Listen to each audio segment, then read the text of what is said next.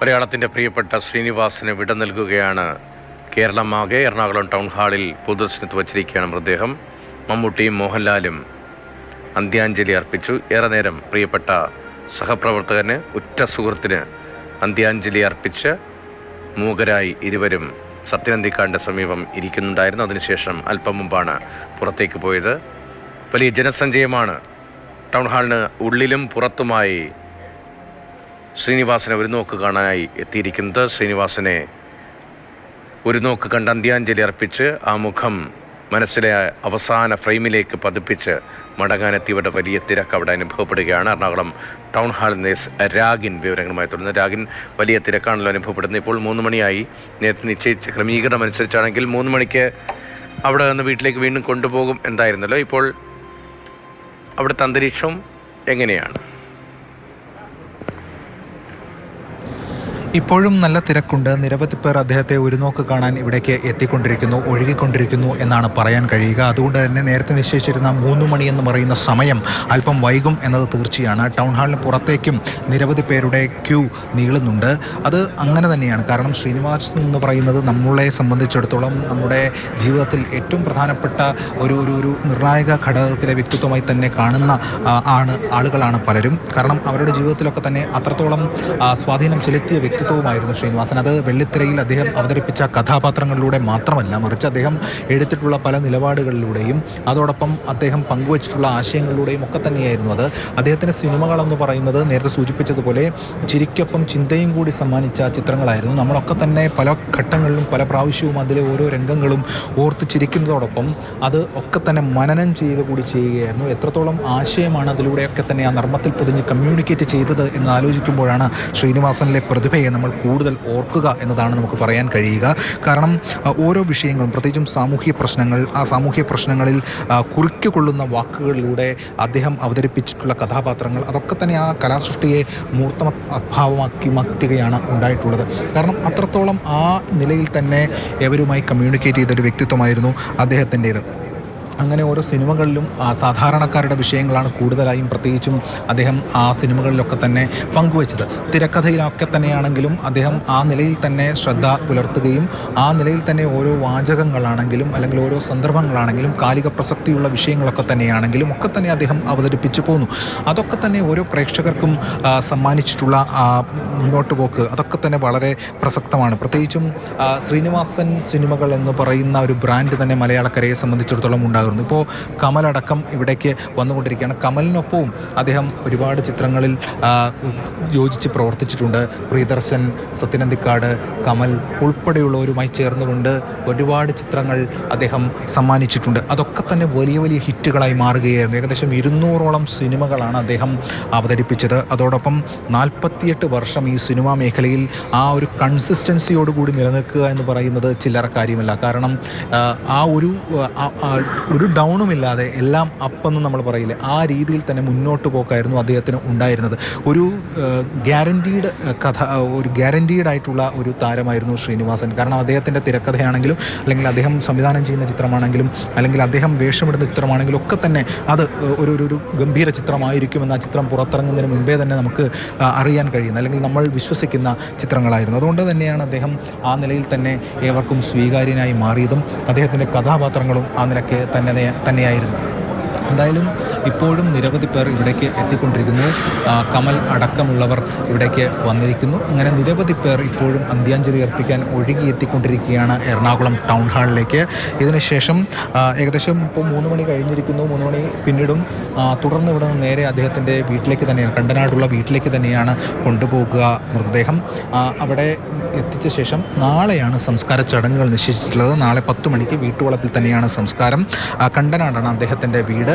അദ്ദേഹം സിനിമാ മേഖലയിൽ സജീവമായിരുന്നപ്പോഴും പ്രത്യേകിച്ചും അവിടുത്തെ ജൈവകൃഷി, അതുമായി ബന്ധപ്പെട്ട കാര്യം, ഈ ജൈവകൃഷി പ്രോത്സാഹിപ്പിക്കേണ്ടതിൻ്റെ പ്രാധാന്യം അദ്ദേഹം തന്നെ നേരിട്ടിറങ്ങി ആ കൃഷി പ്രോത്സാഹിപ്പിക്കാനും കൃഷി നടത്താനും വേണ്ടിയൊക്കെയുള്ള ഉദ്യമത്തിൽ പങ്കെടുക്കുന്നു. അപ്പോൾ സ്വാഭാവികമായിട്ടും ഏവർക്കും ഒരു സെലിബ്രിറ്റി ആയിട്ടുള്ള വ്യക്തിയാണ്. മലയാളിക്ക് ഇത്രത്തോളം ആശയങ്ങളും അതോടൊപ്പം തന്നെ ഇത്രത്തോളം ചിന്താശേഷിയും ഇത്രത്തോളം നർമ്മത്തിൽ പൊതിഞ്ഞ കഥാപാത്രങ്ങളും ഒക്കെ തന്നെ സമ്മാനിച്ചിട്ടുള്ള വ്യക്തിയുമാണ്. ആ വ്യക്തി ഇത്തരത്തിൽ ഈ ഒരു സാമൂഹ്യ ജീവിതത്തിലടക്കം ഇടപെടുമ്പോൾ അതിനെ മലയാളികൾ മലയാളികൾ വളരെ ഇരു കൈയും നീട്ടി സ്വീകരിച്ചിരുന്നു. അങ്ങനെ അദ്ദേഹത്തിൻ്റെ തന്നെ ഇടപെടലിൻ്റെ ഫലമായി ഈ ജൈവ കൃഷി അടക്കം കൂടുതൽ ഇടങ്ങളിലേക്ക് വ്യാപിക്കുകയും ഒക്കെ ചെയ്തിരുന്നു. അങ്ങനെ വിഷമില്ലാത്ത പച്ചക്കറി എന്ന് പറയുന്ന ആശയമടക്കം അദ്ദേഹത്തിന് മുന്നോട്ട് വയ്ക്കുന്ന നിലയുണ്ട്. അതും ഒരു രാഷ്ട്രീയ ഇടപെടലാണ്, അതൊരു സാമൂഹിക ഇടപെടലാണ്. അത് വളരെ വിപ്ലവകരമായിട്ടുള്ള ഇടപെടൽ തന്നെയാണ് നമുക്ക് മുന്നിൽ അദ്ദേഹം പങ്കുവച്ചത്. അങ്ങനെ ഓരോരോ വിഷയങ്ങളിലും അദ്ദേഹത്തിൻ്റെതായിട്ടുള്ള നിലപാടുകളുണ്ടായിരുന്നു. ആ നിലപാടുകളൊക്കെ കർക്കശത്തോടു കൂടിയല്ല, മറിച്ച് ആ നിലപാടുകളൊക്കെ നർമ്മത്തിൽ പൊതിഞ്ഞ് വളരെ കമ്മ്യൂണിക്കേറ്റീവായി ഒരു പ്രേക്ഷകൻ്റെ മനസ്സിലേക്ക് എത്തിക്കുക എന്നിടത്താണ് ആ ഒരു കലാകാരൻ്റെ വിജയവും ഉണ്ടായിട്ടുള്ളത്.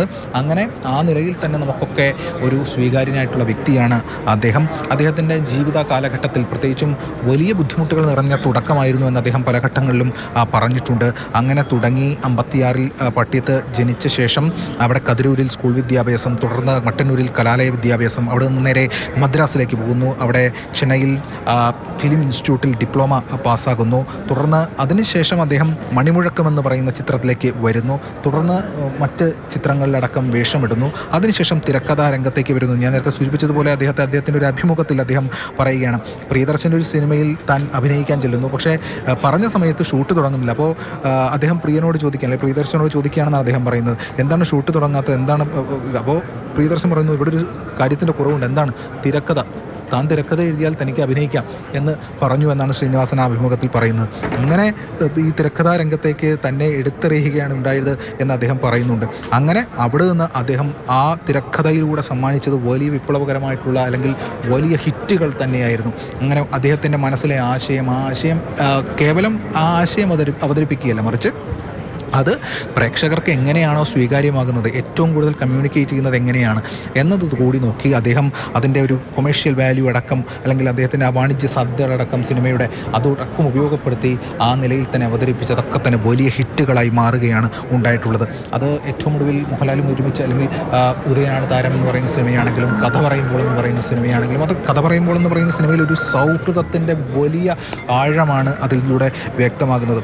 ആ സിനിമ തുടക്കത്തിൽ ആ രീതിയിൽ ഒരു ചിരിയും കളിയും ഒക്കെ അല്ലെങ്കിൽ ആ നിലയിൽ തന്നെ മുന്നോട്ട് പോയെങ്കിൽ ഏറ്റവും ഒടുവിൽ ആ സിനിമ കണ്ടിറങ്ങുമ്പോൾ അത് ഒരു കണ്ണുനീര് വീഴാതെ അല്ലെങ്കിൽ ആ സൗഹൃദത്തിൻ്റെ ഏറ്റവും എല്ലാവരെയും സംബന്ധിച്ചിടത്തോളം നമുക്കൊക്കെ ഉണ്ടായിരുന്നൊരു സുഹൃത്തിനെ കുറിച്ച് ഓർക്കാതെ നമ്മൾ ആ തിയേറ്റർ വിടില്ല എന്ന് നമ്മൾ പറയാറുണ്ട്. അല്ലെങ്കിൽ അത്തരം ഒരു കാര്യമാണ് ഏവരുടെയും മുന്നിലേക്ക് വന്നത്. അത്രത്തോളം ആഴ്ന്നിറങ്ങി എന്നുള്ളതാണ്. സൗഹൃദത്തെപ്പറ്റി ഒരുപാട് പേർ സംസാരിച്ചിട്ടുണ്ട്, ഒരുപാട് സിനിമകളൊക്കെ തന്നെ വന്നിട്ടുണ്ട്. പക്ഷേ ആ കഥ പറയുമ്പോൾ എന്ന് പറയുന്ന സിനിമയിൽ ഉള്ള ആ രംഗം, അത് ഉൾപ്പെടെയുള്ള കാര്യങ്ങൾ, അതടക്കം ഒരു ശ്രീനി മാജിക് എന്നൊക്കെ തന്നെ നമുക്ക് പറയാൻ കഴിയുന്ന കാര്യങ്ങൾ തന്നെയാണ് ഉണ്ടായിട്ടുള്ളത്.